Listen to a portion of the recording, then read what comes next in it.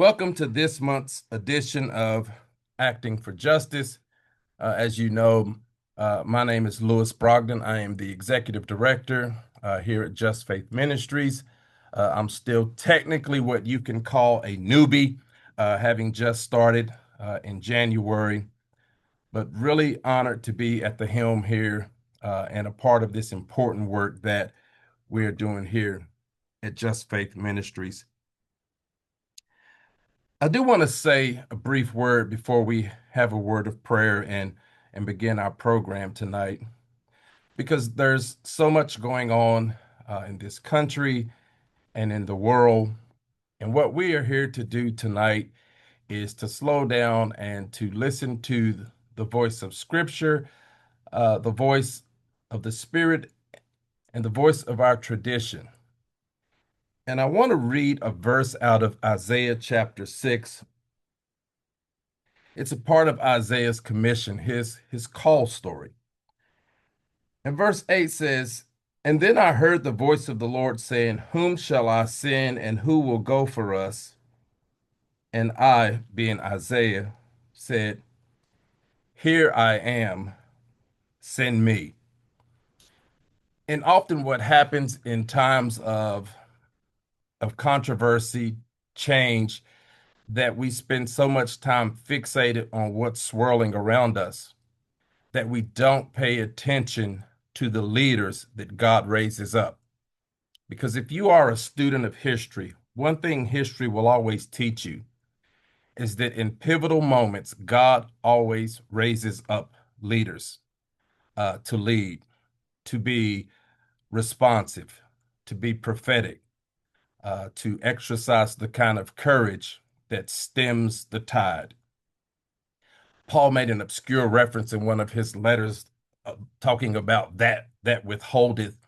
And what he was getting at was that God has a way of restraining the full force of evil in every era. And one of the ways evil is always restrained is through the faithful witness of our leaders. And so paying attention to leaders, both historically as well as leaders in our current moment, is something that is of strategic and of the utmost importance. And it is why I am so excited tonight to welcome Marie, who is going to talk with us about the wonderful leadership of Pope Leo. And so, will you begin with the word of prayer, and we will begin our time tonight. God, we give you thanks for the gift of this day. We thank you for the gift of vocation and community, that we're called to this sacred and important work, and we're called to it together. We get to look around the screen and know that there are sisters and brothers all over the nation that are doing this work with us. Loving God, remind us that we are not alone. And lift our eyes beyond just the controversy and the difficulties of the moment to be attentive and sensitive to the ways in which you are at work in our world. Help us to give attention to the leaders that you are raising up and that you have raised up and that are speaking up and doing important work in your name. May we listen to their work. May we sit at their feet and learn. And may we be impacted in a way that we take up the work in an energized and transformed way. God, we commit this time tonight, this acting for justice space that we have. We commit this time to your care, asking that you would be with us, be in this moment, give us ears to hear and hearts to receive what it is that you have laid on our guest presenter's heart. God, we pray your richest blessings upon her and are honored by her presence, her witness, and most importantly, her leadership. We ask all these things in the name of your Son, Jesus the Christ, and let the people of God say, Amen. Again, welcome everyone. Well, we are excited, even though tonight's topic is, of course, it is on war, nonviolence, and the wonderful leadership of Pope Leo. We're honored because we have an outstanding leader who will be presenting, sharing on tonight. It's one of the things we are so uh, excited to always offer these acting for justice opportunities to expose you to people that's doing the work that you may learn and be inspired. We're joined this evening by Marie Dennis. She is the co-director of Pax Christi International's Catholic Institute for Nonviolence, a founder of the Catholic Nonviolence Initiative, and a Pax Christi USA teacher of peace. She was co-president of Pax Christi International from 2007 to 2019 and worked for Maryknoll Missioners from 1989 to 2012, including 15 years as director of the Maryknoll Office for Global Concerns. She holds a master's degree in moral theology from Washington Theological Union and has received many awards, including honorary doctorates from Trinity Washington University and Alvernia University. She is a laywoman, a secular Franciscan, author, co-author, and editor of 9 books. Wow, I love writers. Marie is a member of the Maryknoll Lay Missioners Board and the Pax Christi International Fund for Peace Board and the Sisters of Mary Mercy's Socially Responsible Investment Committee. She served on the Vatican's COVID-19 Commission, the steering committee of the Catholic Peace Building Network, and the national boards of our beloved Just Faith Ministries, the Alliance for Peace Building, the Washington Office on Latin America, Sojourners Magazine, great magazine out of DC, Network, the Jubilee USA, and several other organizations. Wow, Mary, what an honor to have you with us. The floor is now yours. Thank you so much, Lewis. It's great to be with you. I'm just delighted to be back with Just Faith and continue to follow the great work that you're doing. So thank you for inviting me. I'm going to share my screen and uh, as Layla said earlier, I will share these slides if anybody's interested, because on some of them there's quite a lot of substance. It's such an interesting time to talk about war, nonviolence, and Pope Leo's leadership. It has been a busy couple of months and a very busy week. So I'll share what I can, and please ask questions, put questions in the chat or wherever you are supposed to put them as I go along so that we can get to the topics that are most interesting to you. I'm going to share my screen and hopefully I will get.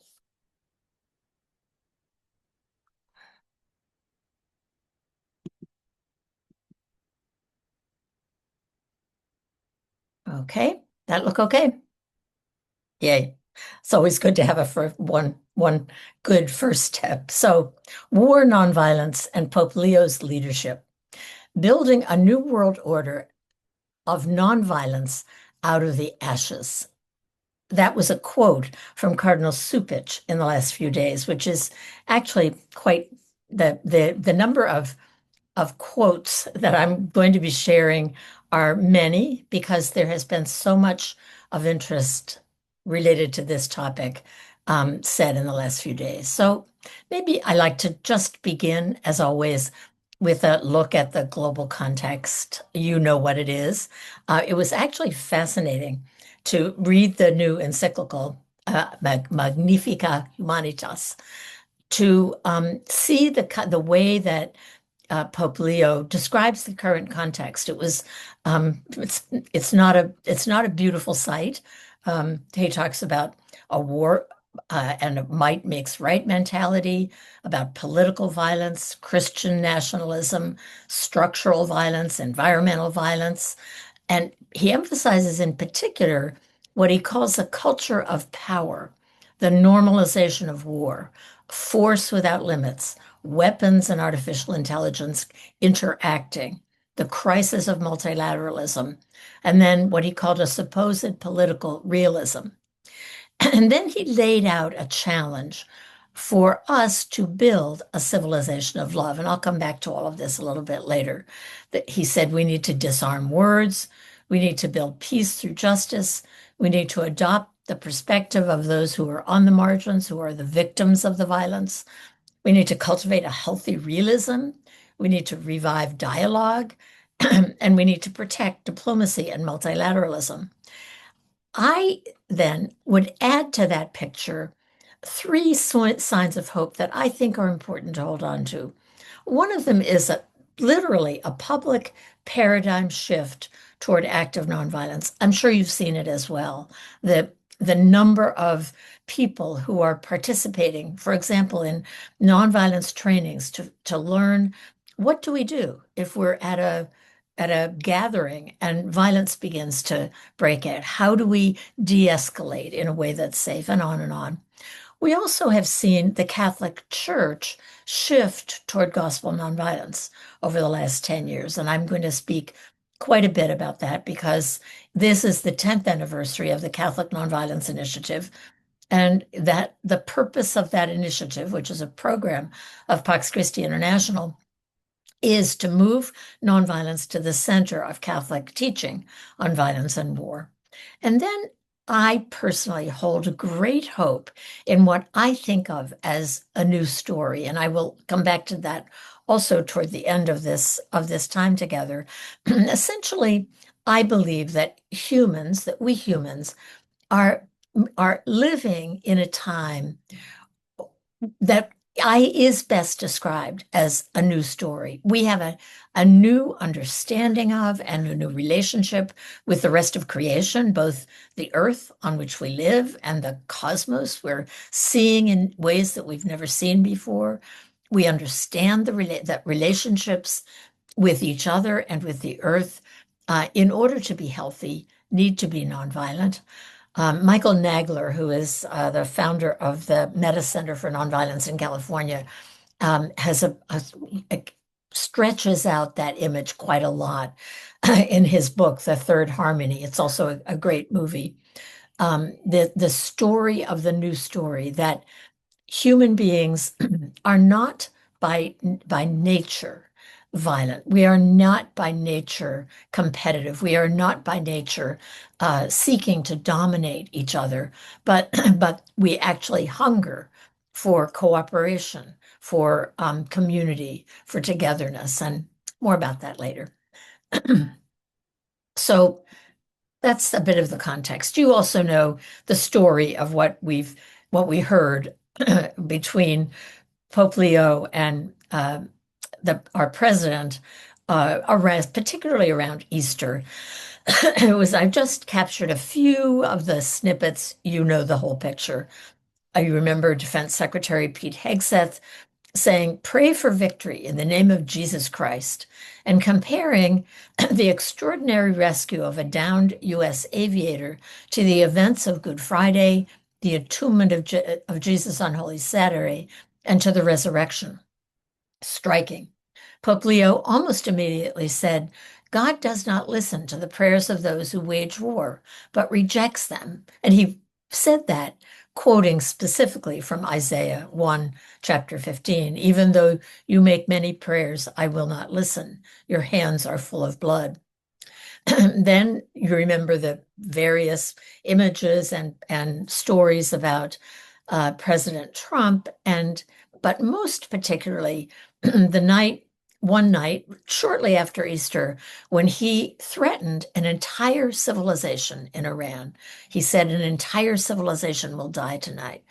And Pope Leo um, almost immediately said, "Today, as we all know, there has also been this threat against the entire people of Iran. This is truly unacceptable. It's a moral question." We know that story. In the wake of that story, as the back and forth played out, what was striking to me was that many secular news outlets in the United States focused, uh, paid attention to what was happening, and particularly focused on the just war tradition. The New York Times, the Washington Post, the Chicago Tribune, the Wall Street Journal, the Los Angeles Times, the Atlantic, the Economist, 60 Minutes, all focused on the just war tradition. It was very interesting. We know that we live in a time where there is literally an epidemic of war and violence. Whoops, sorry.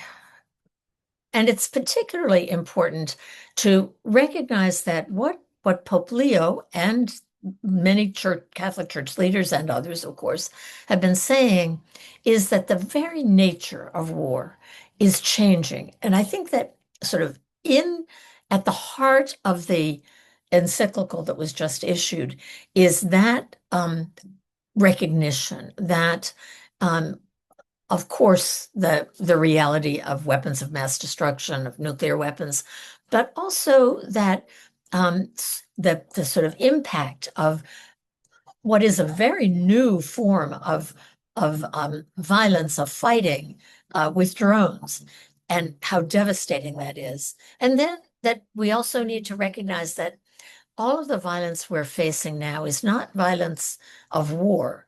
There's violence that is in our homes, in our communities, in our neighborhoods, in our country, and in many other places as well. So just a little reminder that it's very important to think about what war looks like these days. Cardinal Supich from Chicago in the last couple of weeks, especially when this very interesting back and forth about the just war tradition. Is the war in Iran just? If it's not just, what does the just war tradition say that has to be done, and on and on. What Cardinal Supich said I thought was really important. He said, the first question is not, can this war be justified? The first question is the one Jesus addresses in the Beatitudes. What does the gospel demand of us now? What does it mean concretely to be peacemakers?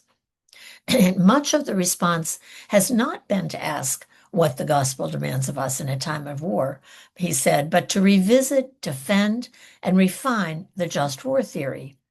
Posts and debates have multiplied, carefully weighing conditions, thresholds, and proportionalities. The gospel, he continued, does not begin where we often want to begin. It does not start by asking whether violence can be justified. It starts by asking, who are we becoming in face of it?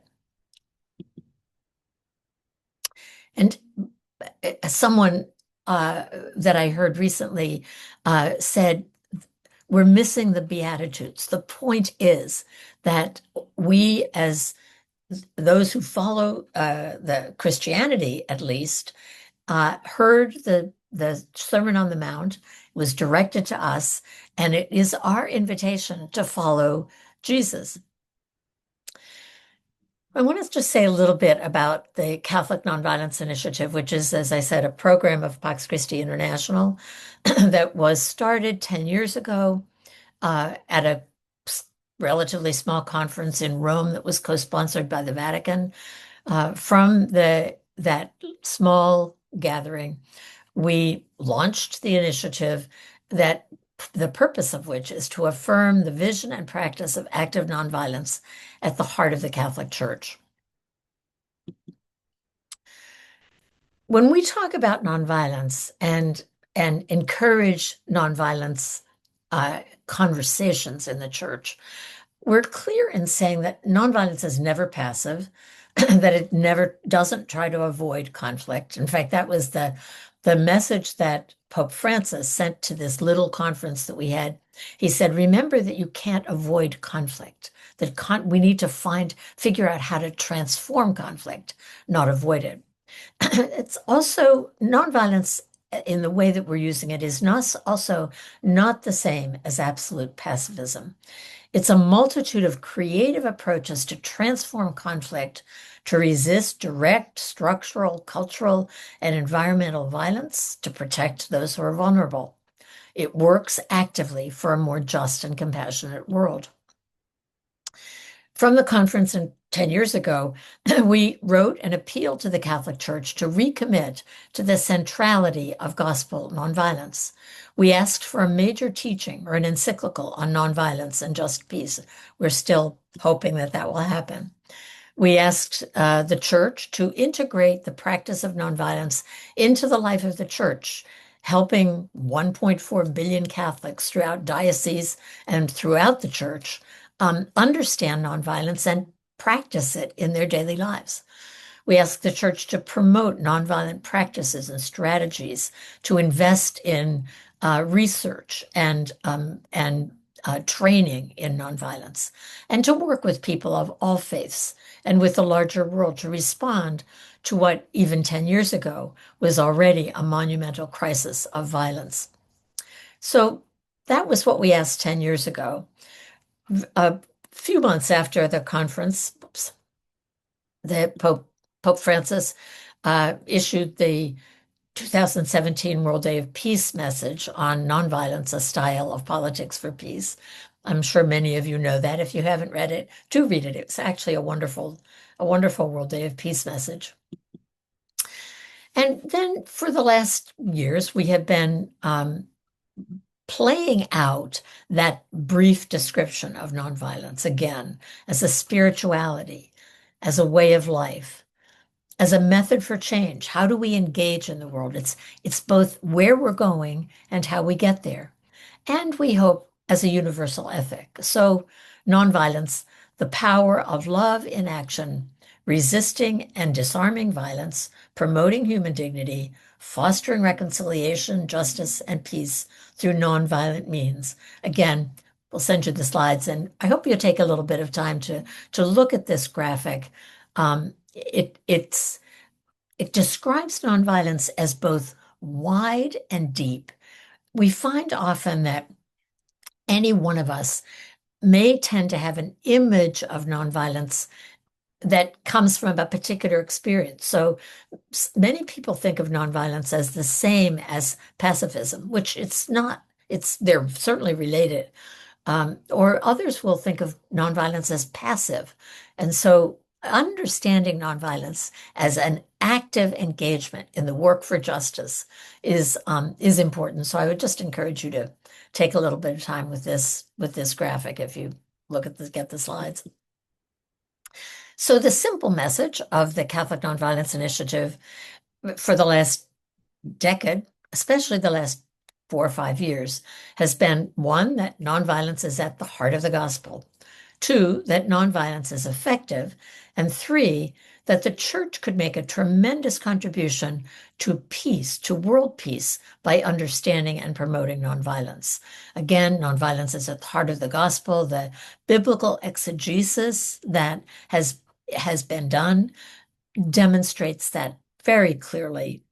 Again, and I will send you this reference. I'm not sure I included it on a slide, but we did a year-long global roundtable inviting scholars, scripture scholars, theologians, and others to help us develop a deeper understanding of nonviolence. And I think that the reality that nonviolence is at the heart of the gospel is what Jesus lived and taught, just became so clear. That nonviolence is effective is being shown increasingly. You may know the book written now 13 or 14 years ago by Erica Chenoweth from Harvard and Maria Stephan that called Why Civil Resistance Works. They did an amazing empirical study on efforts to throw out a dictator, change a government, major changes, political changes over the 20th century. And we're able to demonstrate that nonviolence was twice as effective as violent strategies. Nonviolence wasn't always an effective way to throw out a dictator, but violent revolutions were less than half as effective. So it helps people to think in a new way. So where I want to go with this is sort of where the Catholic Church is. How did we get to a point that in the new encyclical, Pope Leo says the just war tradition is out of date? It's really interesting, and it's been moving in that direction for about the last century. Um, as you know, probably for what, 1500 years, for a very long time. The just war tradition developed, changed, grew, but it was at the center of Catholic teaching. Even through the First World War and until at least the 1930s, there was an acknowledgement that for individuals or for a particular organization, a commitment to pacifism, absolute rejection of all violence under all circumstances, was inspiring and appropriate. For a government, for the church, the sort of body politic, the just war tradition was at the center. But probably since Pacem in Terris, Pope John the 23rd, there began to be an increasing emphasis on nonviolence. And then, as you can imagine, in the 1980s, well, with maybe way before that, with the work of Gandhi, and then in India and Dr. King here, and then in the 1980s with the multiple successful revolutions that were nonviolent in the Philippines, in the Soviet Union, in Eastern Europe, and in a number of places, the church began to look at what was happening and to really begin to move nonviolence sort of more to the center. But since probably 2017, that has surfaced in very specific ways um, that I want to share with you. Most vocal on this has been Cardinal Robert McElroy, now the Archbishop of Washington, who I think the first time I heard him talk about nonviolence was I was invited to speak briefly at the Bishops' Conference International Committee meeting, and he was on that committee. They asked me to speak about the conference that we had held in Rome, and he followed me out of the room to ask if I really mean that we were not talking about absolute pacifism, we were talking about nonviolence. And I said yes. He went back in the room. Well, a few years later, maybe just about a year and not quite 2 years later, Bishop McElroy was at a conference on nuclear disarmament that was hosted by the Vatican.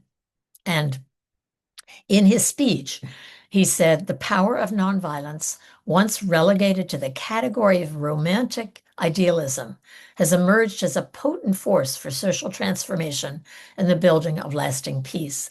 And he described the church as in the midst of a fundamental reappraisal of how to balance the Christian obligation to nonviolence with the need to resist evil in the world. And then he repeatedly affirmed that. He said the church needs to be a voice in the world, pointing humanity toward the path of nonviolence and the logic of peace. And then last August, he was in Hiroshima, and as part of his major speech there, he again said, he reminded us that Pope Francis built a framework for Catholic teaching on war and peace that placed nonviolence rather than just war as the primary prism through which to evaluate decisions in situations of deep conflict. And he again said just very recently the same. Cardinal Blaise Cupich recently described in a beautiful way Pope Francis' description of peace building as a craft, in which he talked about, and Cardinal Cupich included these 4 characteristics of the craft of peace building in one of his articles very recently. We talked about serenity because Peace building doesn't ignore conflict, but it refuses to be ruled by it. And creativity that opens possibilities for new ways of dealing with conflict by creative imagination, by not immediately assuming that the only answer is violence, by sensitivity to the, especially to the most difficult person that someone is having to deal with in doing peace building. And then he talks about it as a skill, that it's a skill that we all can learn. It's not infused knowledge. And I think that the number of trainings in different expressions of nonviolent action lately has been absolutely fabulous. So again, Cardinal Blaise Cupich said, the gospel does not start by asking whether violence can be justified. It starts by asking who we are becoming in the face of us. This does not mean abandoning moral reasoning about war. It means placing it in its proper place. It was meant, the just war tradition, to restrain, to warn, to limit, and that's its place. Pope Leo, from the beginning of his pontificate a year ago, has frequently spoken about nonviolence. Almost the first thing he talked about was the peace of Christ as unarmed and disarming, as nonviolent. He's talked about the next generation needing witnesses of a different nonviolence lifestyle. He said, we're in need of the most credible protagonists of nonviolent processes of peace building. And sort of woven throughout his homilies, his audience interactions, his Angelus reflections, he has frequently spoken about nonviolence. Most particularly in his World Day of Peace message this year in 2026, he described both what does he mean by an unarmed peace and by a disarming peace. He said, the peace of the risen Jesus is unarmed because his was an unarmed struggle in the midst of concrete historical, political, and social circumstances. That it's not about an expression of nonviolence that is in some way abstracted from the violence of the world, but it's entering, engaged with the violence of the world. He talks about a disarming peace. He said, now more than ever, we must show that peace is not a utopia by fostering attentive and life-giving pastoral creativity, that the disarming path of diplomacy, mediation, and international law are central to the peace-building task of these times.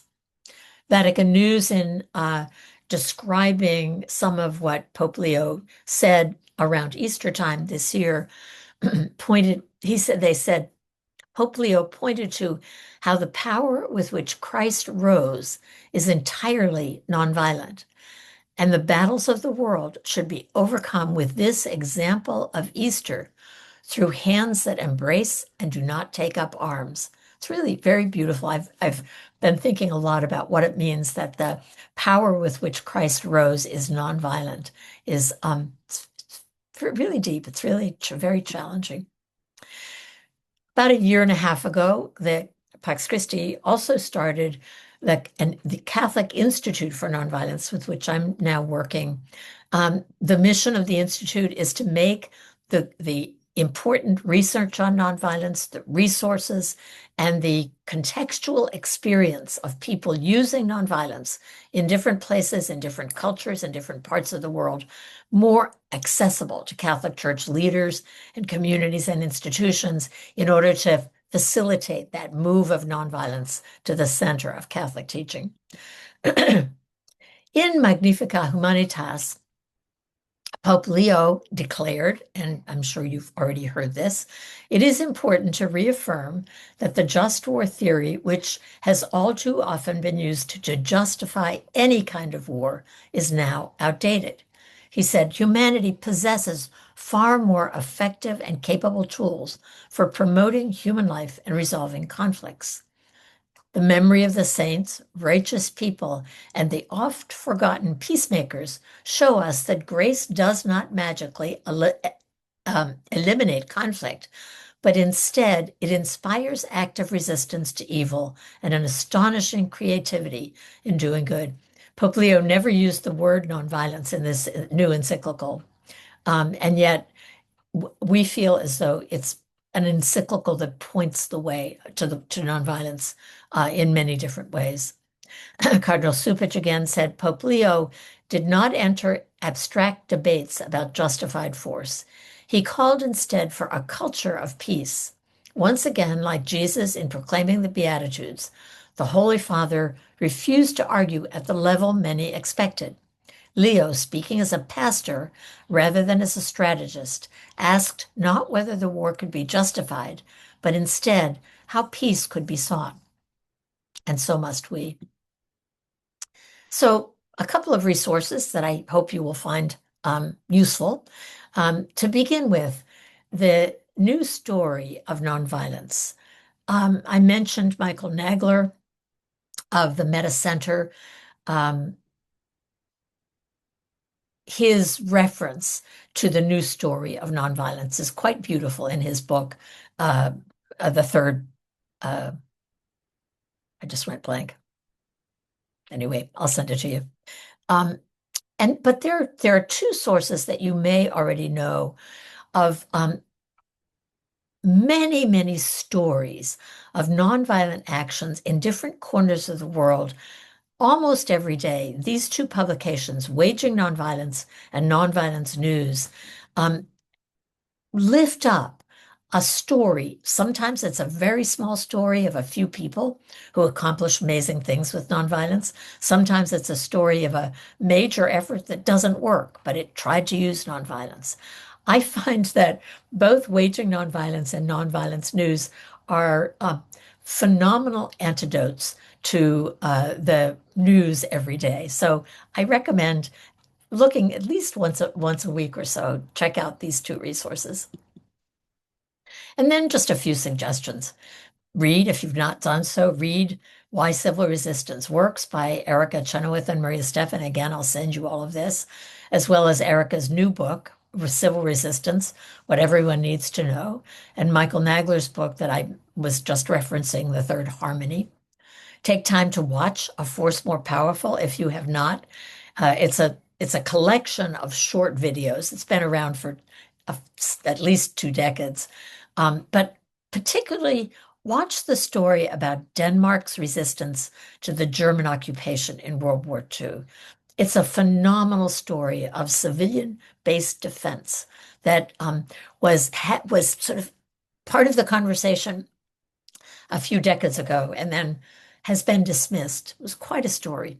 Sign up for an in-person or a virtual training in nonviolent communication or bystander intervention or nonviolent self-defense or any of the other amazing trainings that are available online. Listen to the Beatitudes Center. John Deere does a webinar frequently and has a quite wonderful podcast that interviews fascinating people. I was listening to his conversation with Bishop Buddy from the Washington Cathedral the other day. It was beautiful. And take a few minutes every week to do that reading that I recommended, to look at just its little glimpses of stories. Austin and Very, Pope Francis biographer, I think he wrote 2 different biographies of Pope Francis, who writes quite often for the tablet. At the sort of the end of all the kerfluffle around the Pope and the President, said Pope Leo's messages and way of operating are teaching us how to build a new world order of nonviolence out of the ashes of the current world disorder. So back to where I began. And I'll stop there and look forward to your questions and comments. Thank you.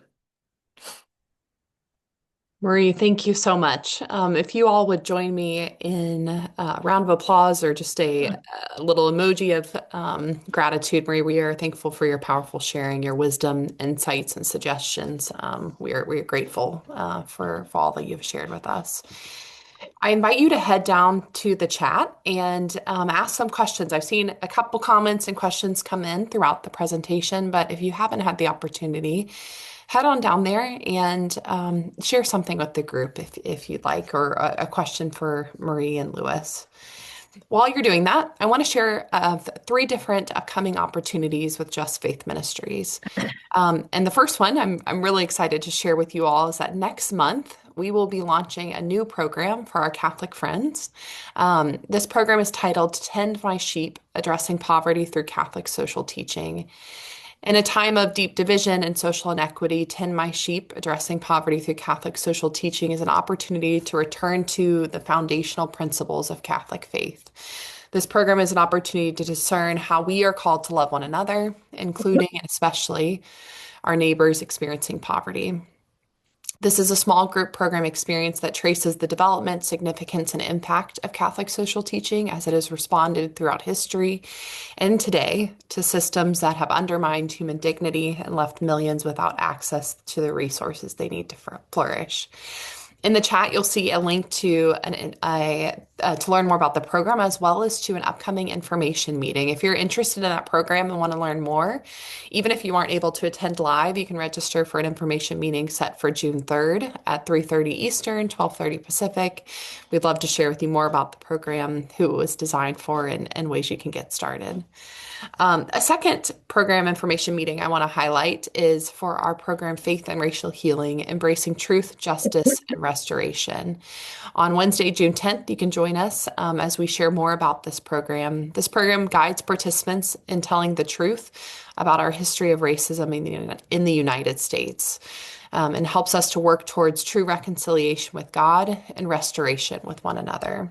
So if you're looking for a way to create respectful space to talk about racism and the policies and practices of harm from our country's history that have repeated over and over again, join us June 10th to learn more and figure out some ways to get started. Finally, I just want to say that we are grateful for your presence tonight. And if you, again, like I said at the top, if you made a donation to join tonight's event, we are grateful for your generosity. And we are grateful that you allow us the opportunity to keep offering these each month.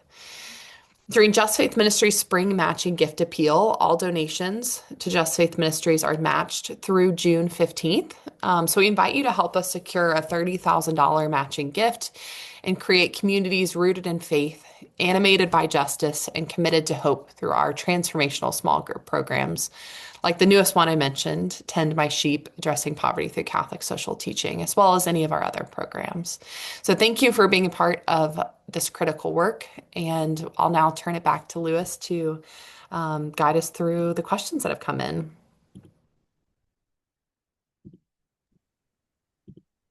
Marie, that was a wonderful presentation. We are excited to uh, engage these questions that are beginning to roll in. And I usually start off with the question, but I think we've got a couple good ones, and we'll start with those, and I'll fill in as necessary. Great. Marty's asked the question, what might the opportunity be today, given that the Pope is bringing forth in the new encyclical that the just war theory is out of date? Kind of what's an opportunity with that? I think it's an opportunity to highlight that to begin with, and to be prepared to talk about it. That we do have, I mean, Pope Leo said really clearly in the encyclical, we have other ways to address conflict and violence. And I think a lot of people just don't believe that or don't know it. It's of course it's easy to say, well, nonviolence isn't always effective. Well, violence is not effective either, and the sort of cycle of violence that is perpetuated by whether we're talking about war or other expressions of violence, physical violence, it's pretty clear that they are not solved by violence. And so I believe someone else asked, I noticed, why do I think that Pope Leo doesn't use the word nonviolence. And Yes. this is sort of partly an answer to to the first question as well. It seems to me that there is what? There's a a fence that we need to um, climb over in order to come to a place where we're really comfortable believing that uh, active nonviolence, that nonviolent strategies and ways of dealing with conflict can work. Um, I, as I said in the beginning, we there's a pretty high level of, I don't know if the right word is prejudice, but I would think about it as prejudice against nonviolence for a couple of reasons. One is that often I think people think of it as passivity, as not responding to conflict or to violence. And it's not that at all. Secondly, I think that we've been so educated about the amazing work of Gandhi and of Dr. King that there's a bit of a tendency for us ordinary people to say, I can't do that. I wouldn't even know where to begin. So to really begin to look at, and I think this is what we can do now, is we can, if you haven't done it, take a class, an online workshop in Yeah. nonviolent communication, and then help other people know what that looks like. I suspect every one of you knows well what nonviolent communication is, but it takes some training, it takes some skill. Encourage the your parish or your local community or local school to offer. We've been talking about training hubs in universities and dioceses that would be willing to offer different kinds of training for people with different kinds of interests and needs. Um, Good. so another possibility is we have a now ongoing, and we will be repeating this. We have a quite substantial course on gospel nonviolence that is being taught by many different people over the course of 3 months. Sign up for something like that. Um, Join us in Rome in September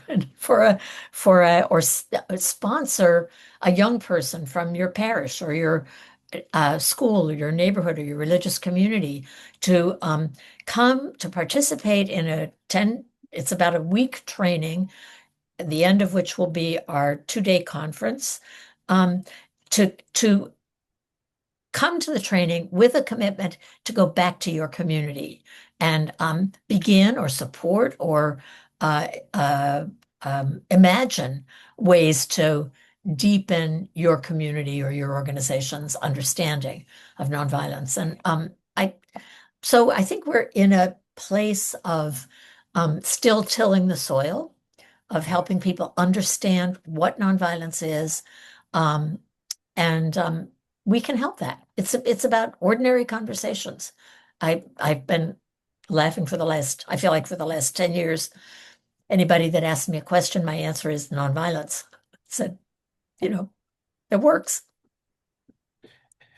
It does, Marie. And even in uh, minority contexts with uh, violence that's coming from, the police, ICE, the federal government, that with younger folks not being rooted in the tradition and understanding maybe the history of nonviolent movements, can just accept some of these myths about nonviolence that, for example, Dr. King fought for many, many years to, push back on any notion that nonviolence is being passive and not resisting.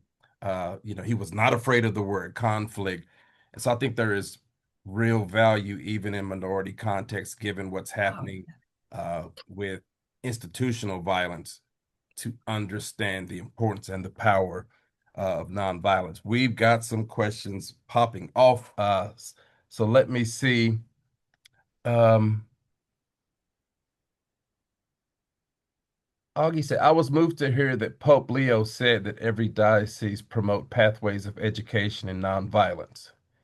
Is there some particular standard training I can take to be prepared to lead trainings in gospel nonviolence in the ways of the Catholic Nonviolence Initiative in my diocese? Are there ways to prepare for to be just To repeat lead that? trainings, Yeah, yes. yeah, yeah, yes, there absolutely are. And I would be delighted to share with you some information about that. Um I don't know what's the best way, but my I'll put my email in the chat and I would be delighted to hear. There are many excellent trainings being done in different places. There's much online. There's some good courses in person. And that is exactly what we hope will happen, is that, that in each community, in each center, that we will figure out what is it that that community needs in terms of nonviolence. And I think what you were saying before, Lewis, reminded me to say that um, nonviolence, I believe that nonviolence is um, looks different in different contexts because it has to be appropriate to a particular culture or a particular, whoever is the local community has to decide what nonviolence looks like, what the action has to be, but also how to approach it nonviolently. Um, and and and so we have to be super sensitive to each other and most especially to communities. I've had the gift of interacting with a number of indigenous communities who are a member in from New Zealand, for example, other parts of the world that are part of the Pax Christi network. And I have just learned so much about what this nonviolent way forward might look like, maybe using different language, certainly using different images and Yeah. symbols, and the spirituality might be different, but there's such richness. And the other thing that I wanted to say, Lewis, that you flagged for me was a couple of years ago, I had the great gift of doing the civil rights tour, across Birmingham and Montgomery and on and on. What was so striking to me, and you would think I would have known this because I've done nonviolence work for a long time, but it was so clear how clear and strong were the particular strategies that were being undertaken in different locations. And then what we know, but we don't pay enough attention to, is the serious training that was done in advance of any action. And I think we're just beginning to recognize that if we're actually going to be nonviolent activists, we have to learn how to do it. So Yes. thank you for mentioning those. They're so important. Yeah. Uh, John want to ask a question I think you can answer briefly. He says, please say briefly what you have in the past about the difference between nonviolence, hyphenated, and nonviolence. Oh, sure. I'm glad to. Many of you might have heard this already, and the person who I think describes it best is Kazu Haga. He's a nonviolence Kingian nonviolence trainer from he lives in California. He has a little video that describes this beautifully. He tells a story of um, one day he was resting in his apartment and he heard a fight break out at the intersection right outside his window. So he put on his shoes and he ran downstairs and he went out and he looked out and he saw that it was a pretty serious fight. And people were beginning to pay attention. But by the time he got down there, he said the two people were fighting and it was pretty brutal. And there was a crowd of maybe 30 people standing around watching. And so he broke through the crowd and he pulled the two people apart and stopped the fighting. And he said, in that scene, or that imaginary scene, he said, I was probably more violent than anybody standing around watching. But he said, I was nonviolent, one word, because nonviolence is never passive. It doesn't mean just not being violent. It means engaging. Whereas if you were just standing around watching, you were probably non-hyphen violent. So we've been on a bit of a campaign for a while we've even gotten to a place where Ken Budigan, with whom I work a lot, many of you may know Ken, has watches Vatican News, and every time they print nonviolence with a hyphen, he contacts the editor and they change it. So we're making progress. That's wonderful. Yeah. Monica wants to know, can we volunteer with Pax Christi regarding the work we spoke about tonight? She is getting her master's in conflict analysis and resolution and is interested in internship volunteer opportunities that connects faith with academic passion. Um, of course you can. We'd be delighted to talk with you about it.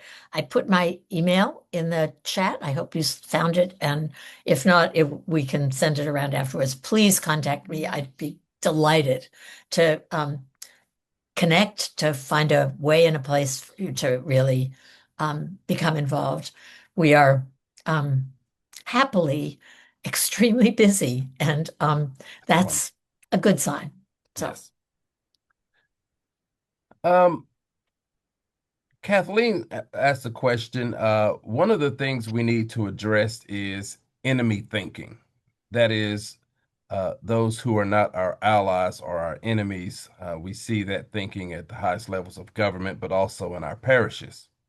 How are we to transform our thinking from enemies who do not deserve mercy to neighbors to love? Great question. Oh, it is a great question, and Yes. in so many ways, I think it's at the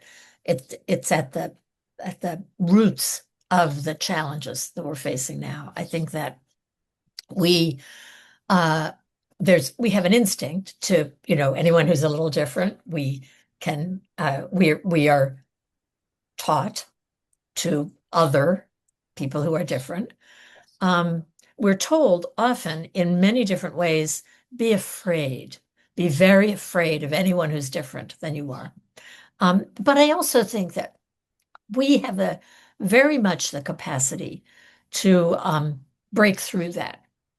But it takes some work. And I think it means, for me, it requires a shift in my thinking. It's very easy for me, for any of us, to dismiss someone who just is, on the polar opposite end of a way of thinking. And I can remember when I would do some speaking, this was 100 years ago, before the Gulf War, the war in Iraq, when the message was Saddam Hussein is dangerous, Saddam Hussein is the enemy, Saddam Hussein. And I used to say out loud, my granddaughter, Katie Adele, who at that time was about 3, I think, is as that Saddam Hussein is as precious in the eyes of God as is my granddaughter, Katie Adele. And I think we need to practice that. I think we need to really believe that even someone with whom I might disagree totally, someone that I'm truly afraid of, is still a beloved child of God. And not because of, we don't earn that. It's just who we are, beloveds. And so I think we have to practice that. And I think that, without being foolish, because we do live in a world where there is violence. But I do think that planting our feet in places where we're uncomfortable, participating in conversations where we're not sure we have anything to say, speaking with someone, sitting next to someone who you might not agree with. I just think we all need to keep working at that. Somebody was saying, and this is, again, you probably all know this, I had not thought of it before, but Nicholas Paz, who is my colleague in the Catholic Nonviolence Initiative, his background is mediation and training. And he said that when you need to have a hard conversation with someone, sit next to them, not across the table from them, because it puts you in a different physical That's good. relationship. And I Yeah. thought, okay, I just think those are the kinds of things that we can learn to do that.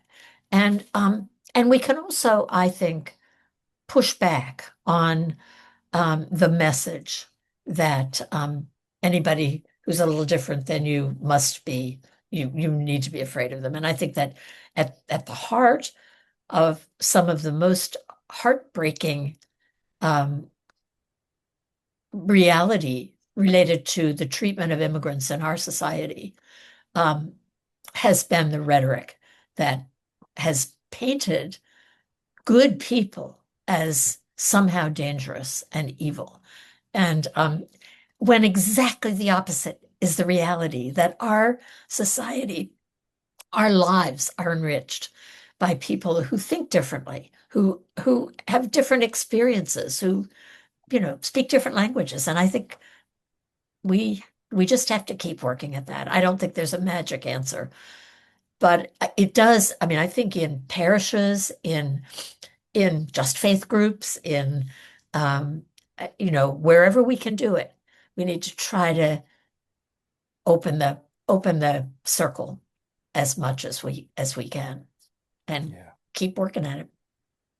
That's a wonderful answer. It reminds me of a statement you made during your presentation when you described nonviolence as wide and deep, because you can't do this work without uh, drinking from the well of scripture and the Christian Yeah, tradition. It's one of the things when Dr. King gave early formulations of his philosophy of nonviolence, one of the principles said that uh, the deed of of the enemy neighbor, the thing that hurts, um, does not reflect everything that they are.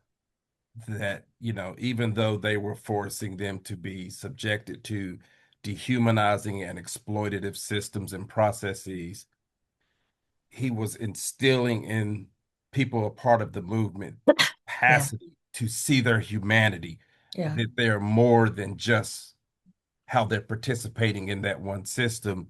I think that's a place that could really benefit yeah, contemporary justice movements, to really dig into the tradition, to understand I completely disagree with who you voted for, right, but that does not mean X. right. Um, yeah, so wonderful, wonderful reminder. Leela, do you think we got time for one more question? I say one more. Yeah. Okay. Now we've got so many. Let's see. You mentioned different languages, etc. What channels are available for finding resources for Spanish speaking and other members of our family? I don't know if that's one that's in your wheelhouse.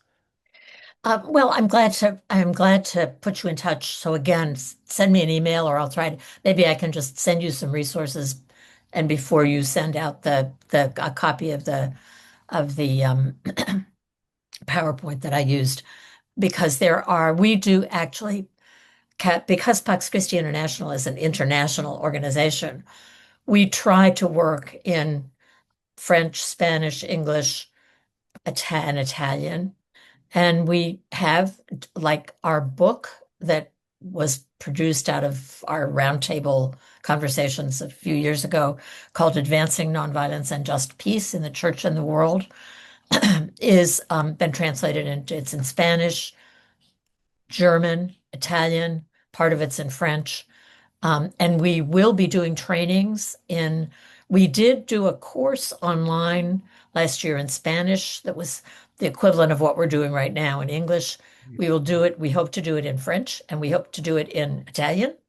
And we will um, uh, continue to sort of, wherever we can, be um, both working in different languages, but also asking people from different cultures to be leading the conversation in our trainings or programs, because it's not just language, it's cultural connections and images and so on that are different. So Yes, I contact me. I'd be glad to put you in touch with some of those resources.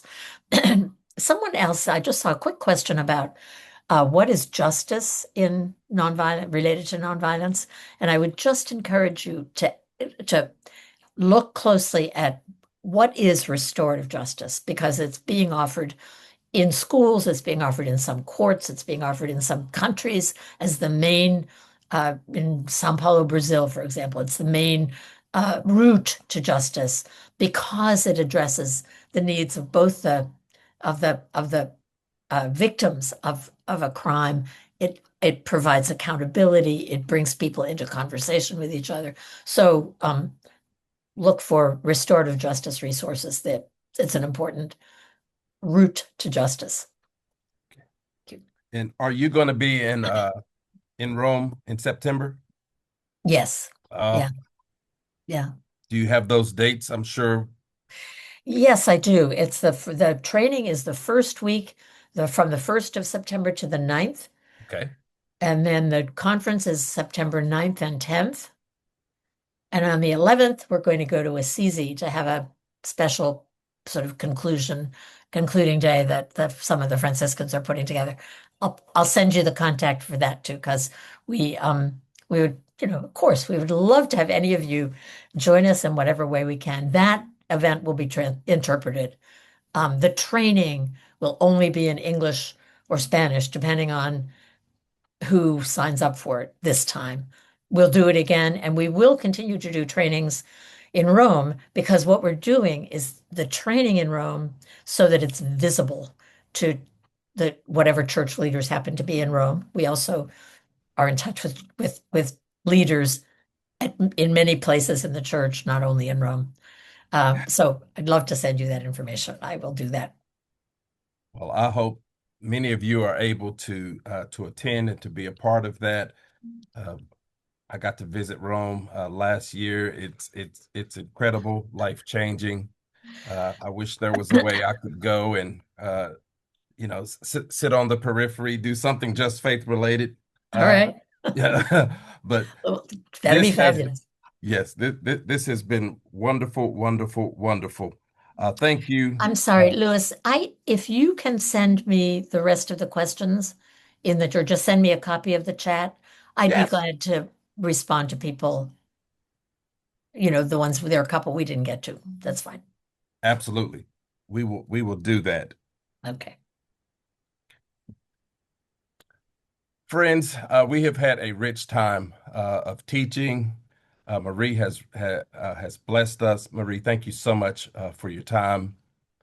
And thank each and every one of you. I mean, what a wonderful turnout. I think at one time we had over 80 people, and the inbox was inundated with questions. And so, thank you so much.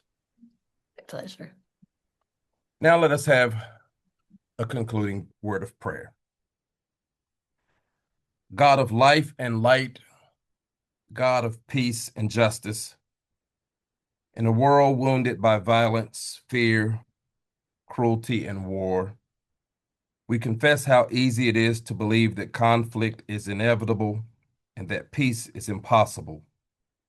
Yet tonight we give thanks for voices that dare to imagine another way. We thank you for the witness of those who call humanity beyond domination, beyond vengeance, and beyond the worship of weapons.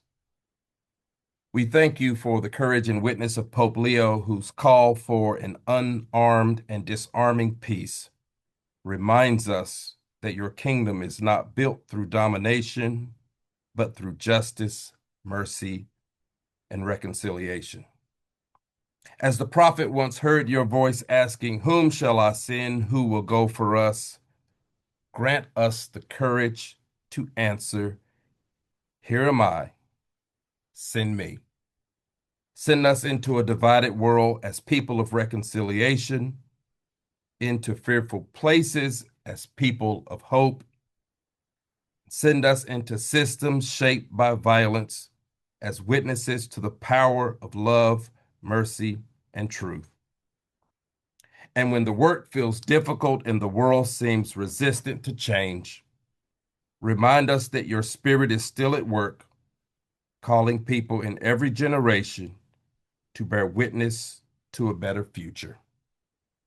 May we leave this gathering not only informed, but transformed, not only challenged, but commissioned. In the spirit of Christ, Prince of Peace, we pray. And let the people of God say, Amen. If you can just turn your videos on and wave goodbye. We have had a wonderful, wonderful time. So excited, looking forward to seeing you for our next AFJ. So we hope you have a wonderful rest of your week, and may God be with you.